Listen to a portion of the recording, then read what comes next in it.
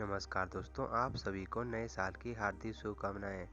तो आज की वीडियो में हम ऑटोमोबाइल में जितने भी ट्रेड है जैसे mechanic, motor vehicle, diesel mechanic, tractor mechanic, तो जितने भी ऑटोमोबाइल के ट्रेड है उन सभी में जो भी टेक्निकल से क्वेश्चन पूछे जाते हैं उनके बारे में डिस्कस करेंगे।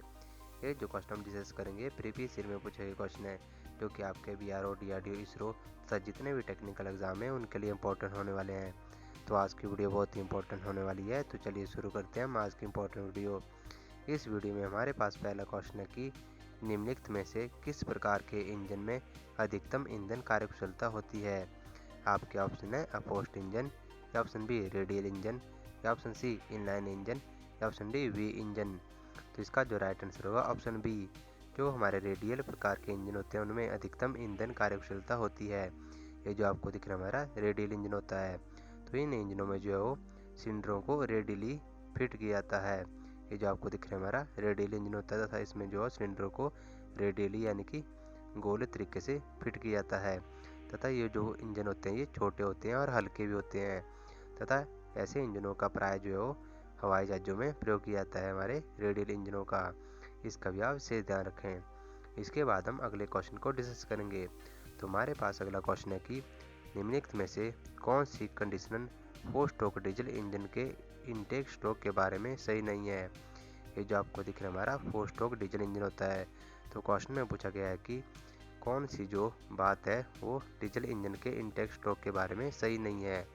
तो आपके ऑप्शन है सिलेंडर में वैक्यूम उत्पन्न होता है, या ऑप्शन बी पिस्टन BDC से स्टार्ट होता है, या ऑप्शन सी एग्जॉस्ट वाल्व बंद होता है, या ऑप्शन डी हवा को सिलेंडर में धकेला जाता है। तो इसका जो राइट आंसर होगा ऑप्शन बी। जो हमारा ये जो आपको दिख रहा है 4 स्ट्रोक इंजन, इसमें डीजल इंजन के इनटेक स्ट्रोक में पिस्टन TDC से BDC की तरफ चलता है।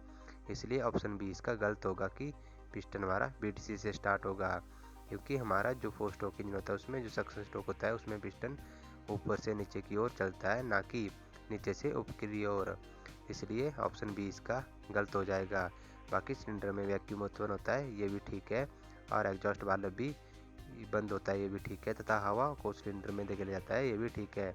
तो ये तीनों जो है वो 4 स्ट्रोक डीजल इंजन के इनटेक स्ट्रोक के बारे में सही है।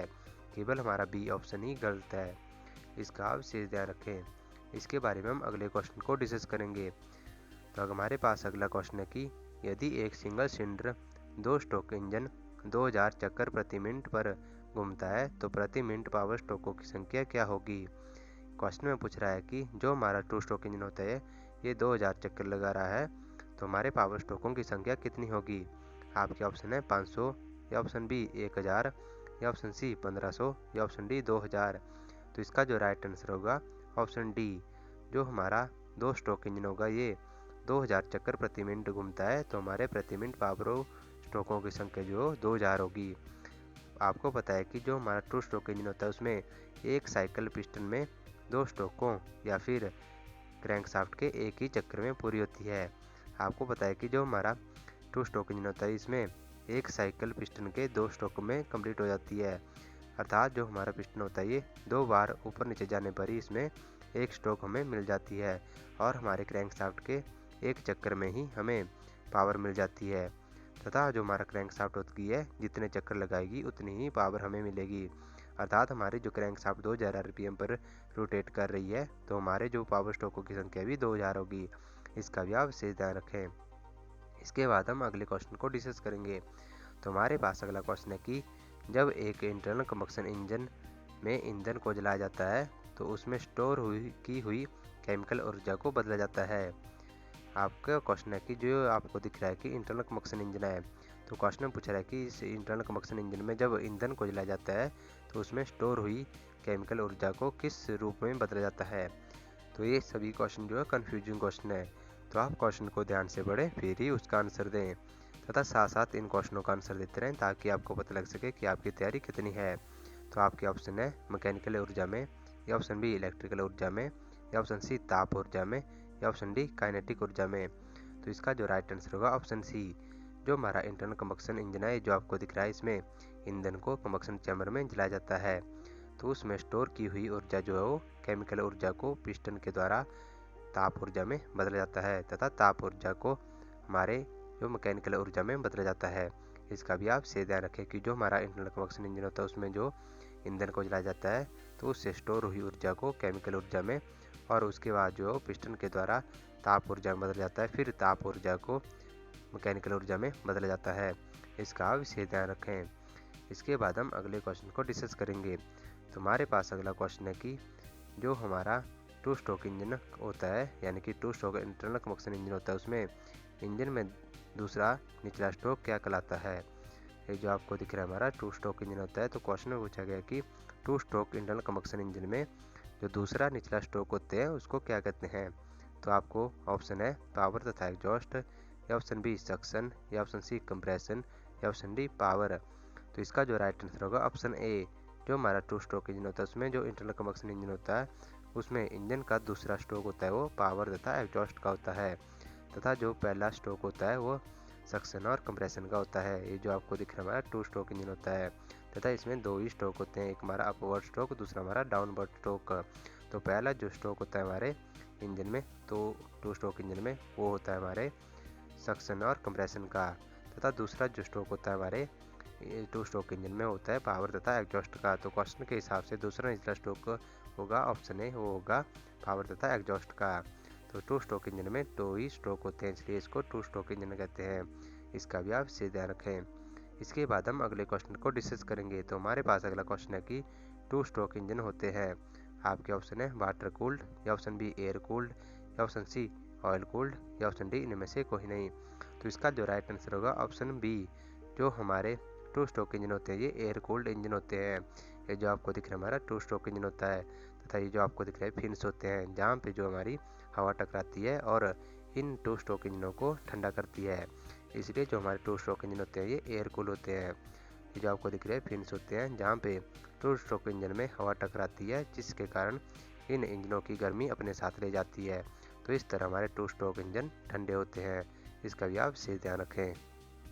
इसके बाद हमारे पास अगला क्वेश्चन है कि टू स्ट्रोक इंजन की एक साइकिल में क्रैंकशाफ्ट के कितने चक्कर होते हैं।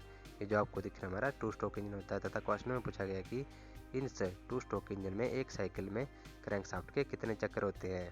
तो आपके ऑप्शन है एक, या ऑप्शन बी दो, या ऑप्शन सी तीन, या ऑप्शन डी चार। तो इसका जो राइट आंसर होगा ऑप्शन ए। जो हमारा टू स्ट्रोक इंजन होता है उसमें एक साइकिल में क्रैंकशाफ्ट के एक ही चक्कर पूरे होते हैं, अर्थात क्रैंकशाफ्ट के प्रत्येक चक्कर में टू स्ट्रोक इंजन में पावर मिलती है, तथा जो हमारा टू स्ट्रोक इंजन होता है उसमें पिस्टन के दो बार ऊपर नीचे जाने पर हमारे टू स्ट्रोक इंजन में एक पावर स्ट्रोक मिलती है, और हमारे क्रैंकशाफ्ट के प्रत्येक चक्कर में हमें एक पावर स्ट्रोक मिलती है। तो इसलिए हमने पहले भी डिस्कस किया था क्वेश्चन एक कि अगर हमारी क्रैंकशाफ्ट 1000 आरपीएम पर रोटेट कर रही होगी तो हमारे पावर स्ट्रोकों की संख्या भी 1000 होगी, यानी कि जितने हमारे क्रैंकशाफ्ट के रेवोल्यूशन होंगे उतने ही हमारे जो पावर स्ट्रोक हमें मिलेगी। इसका भी आप से ध्यान रखें। इसके बाद हम अगले क्वेश्चन को डिस्कस करेंगे। तो हमारे पास अगला क्वेश्चन है कि एक दो स्ट्रोक इंजन में पोर्ट्स होते हैं। तो आपके ऑप्शन है पिस्टन में, या ऑप्शन बी सिलेंडर की दीवारों में, या ऑप्शन सी पिस्टन रिंगों में, या ऑप्शन डी क्रैंक केस में। तो इसका जो राइट आंसर होगा ऑप्शन बी। जो हमारे टू स्ट्रोक इंजन होते हैं उसमें जो पोर्ट्स बने होते हैं ये सिलेंडर की दीवारों में लगे होते हैं। ये जो आपको दिख रहा है हमारा टू स्ट्रोक इंजन होता है, तथा ये जो आपको दिख रहे हैं पोर्ट्स होते हैं, तो ये टू स्ट्रोक इंजन में पोर्ट्स जो बने होते हैं ये सिलेंडर की दीवारों में लगे होते हैं, तथा ये जो हमारे टू स्ट्रोक इंजन होते हैं उसमें तीन पोर्ट्स होते हैं। एक हमारा इनलेट, फिर हमारा जो होता है ट्रांसफर पोर्ट, फिर हमारा एग्जॉस्ट पोर्ट। ये तीनों पोर्ट्स जो हमारे टू स्ट्रोक इंजन में होते हैं, तथा जो हमारा टू स्ट्रोक इंजन होते हैं इनमें चारों स्ट्रोक जो पिस्टन के दो ही स्ट्रोकों में पूरे हो जाते हैं, इसलिए इसको टू स्ट्रोक इंजन कहते हैं। इसका भी आप से ध्यान रखें। इसके बाद हम अगले क्वेश्चन को डिस्कस करेंगे। तो हमारे पास अगला क्वेश्चन है कि टू स्ट्रोक इंजन में ताज़ा मिश्रण आता है। आपके ऑप्शन है सिलेंडर में, या ऑप्शन बी ट्रांसफर पोर्ट में, या ऑप्शन सी क्रैंक केस में, या ऑप्शन डी इनमें से कोई नहीं। तो इसका जो राइट आंसर होगा ऑप्शन सी।